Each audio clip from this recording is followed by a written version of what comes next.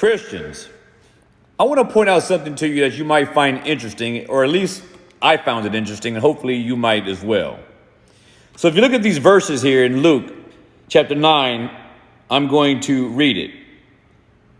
Jesus is talking about his death, and he's explaining his upcoming death and demise to his disciples. And he says, the Son of Man must suffer many things and be rejected of the elders and the chief priests and scribes, and be slain and be raised the third day. And then he says that if any man will come after me, let him deny himself and take up his cross and follow me.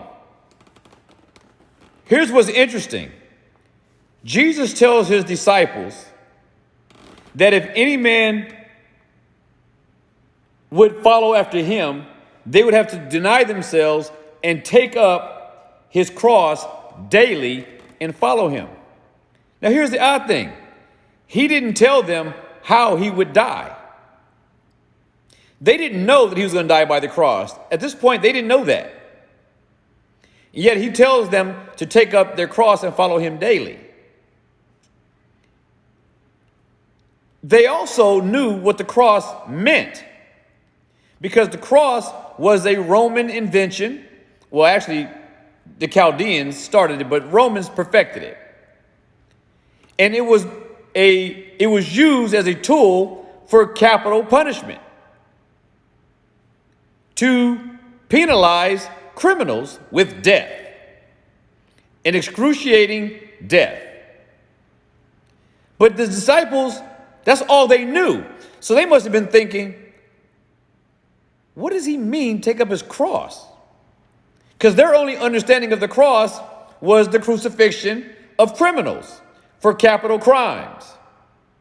And he never told them that he would die by the cross. So it strikes awe in my mind that he was sort of giving them this foreshadow so that they would know this when he actually went to the cross. Then they would know what he meant. And he did this a lot. He would give these little seeds that made no sense, and they weren't designed to make sense now, but they were to be put into your mind so that the seed would grow later and spring forth fruit. But think about this. They didn't know what that meant. And they must have been somewhat surprised and shocked by the statement.